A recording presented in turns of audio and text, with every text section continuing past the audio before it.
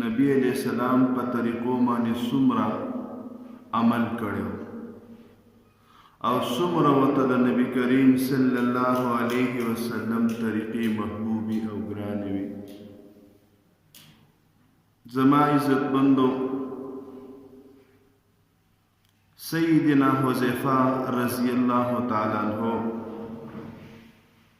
د فارس علاقې ته تلو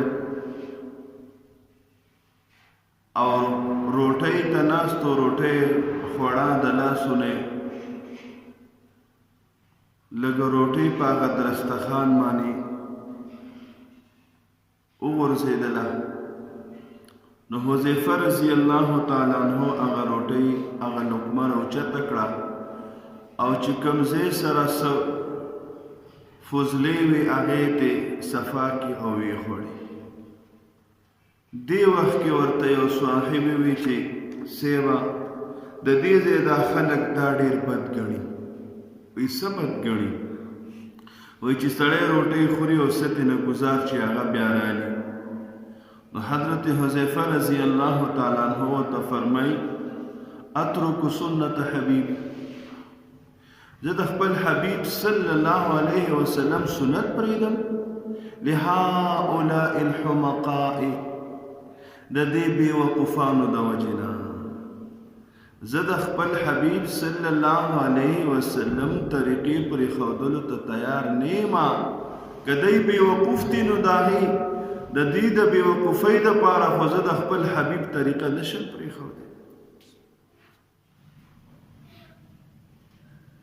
د یوه واقع لیکلی شوې ده،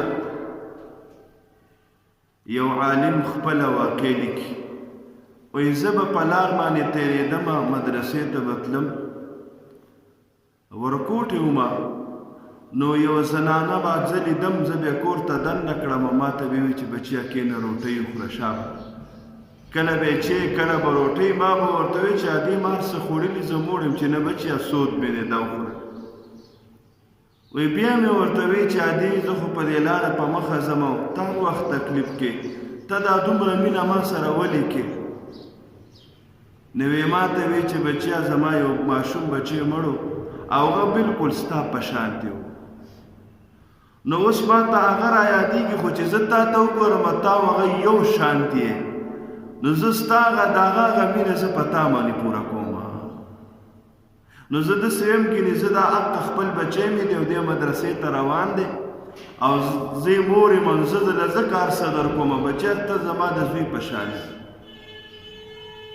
نو مور ته پردی بچی د خپل بچی په مشابهت باندې څومره ګران دی چې هر وخت پې روټۍ ورسي.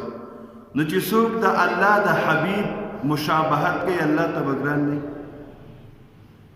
د الله د حبیب صلی الله علیه وسلم طریقه اختیار کی او هغه حبیب چې الله وایي چې د ده په طریقه کې به در سره زه مینه کوم، که د ده په طریقه باندې ژوند تېر. مور ده که نه کله کله د یو خپل زوی فوټو ورسره وي، دا فوټو خو اسم نه وي، یو صورت دی، خو د دې مور دا فوټوم اور سېزلو ته نه زړه کېږي چې دا زه وسېزم. وایي ولې؟ دا زما د بچي دی، پټۍ را پټۍ ږدي، ګناه ده پکې، ده خیر دی او ما ته پته ده نه خیر دی، یو ورځ به یې وسېزم، خو ړه کېږي نه. ولې؟ چې دا فوټو د دی د زوی د هغه نه یو صورت وتی د هغه په شانتې دی، حقیقت کې خو نه دی که نه، حقیقت خو نه دی که نه. نو الله جل جلاله به هغه بنده چې د حبیب په طریقه باندې تللی هغه به څنګه ورکې سېزي، چې دا به زه ورکې څنګه سېزم؟ دا خو زما هغه بنده دی چې زما د محبوب صلی الله علیه وسلم نقل یې کو، د هغه فوټوسټیټ استعمالو لګیو. لکه څنګه چې تېره جمعه ما ویلو چې د موسی علیه السلام الله جل جلاله ته سوال وکړ چې لېږلی دي فرعون هم د دعوت دپاره او ایمان جادوګرانو راوړو. وایي چې ټیک ده خو جادوګرانو ستا د چغې په شان چغه اچولې وه، نو زما رحم ستا په طریقه باندې راغی، نو ځکه مې هغوی له ایمان ورنصیب کړو. دې وجې نه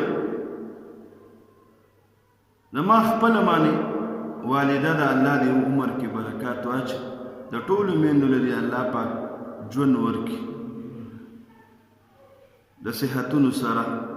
د دې خپل د دې هلک نه زه لوی وم، ما ته یاد دي دې چې اوس کوم سټیج کې دی دې ته به د خپلې خبرې نه یادي، ځکه چې عمر یې کم دی. داسې 9 کالو زه هم خاوشا داسې، او زمونږ یو زوړ بکس و، هغې کې یو شاپر و، په هغې کې ویښته پراته و. نو ما دې مور ته وویل چې دا ویښته د څه دي، تک سره سره ویښته و. نو راته یې خندل، وایي دا چې موږ په پیله ځل ستا سر کل کړو نو دا حقه ویښته ما ساتلي دي، هسې مې ایښي. نو څو کاله به په دې تېر شوي، ورته 9 کاله به تېر شوي. بیا ورته ویل په دې باندې اوس څه کېده، نو یو موده بیا راته پته ونه چې هغه بیا څه کړل. نو داسې هره مور لګې د ګوره مینه، نو الله د اویو میندو نه زیاته مینه د خپل بنده سره کوي. نو چېرته به دا خپل بنده رالي او دی به په جهنم کې اچي، نه چېرته. او بیا ورته په خپلو بندګانو کې پیغمبران ګران دي، او بیا په خپلو پیغمبرانو کې ورته محمد مصطفی صلی الله علیه وسلم ګران دی. د اسلافو کې راځي حضرت مولانا قاسم نانوتوی رحمت الله علیه، چا چې د دارالعلوم دیوبند بنیادی خیری دی، وایي دوی باندې چې کله انګریزانو د سیډ نه پابندیانې رالي، نو 3 ورځې دوی غیب نه و. 3 ورځې پس بیا را پیدا شو، میدان ته ځان مخامخ کړو.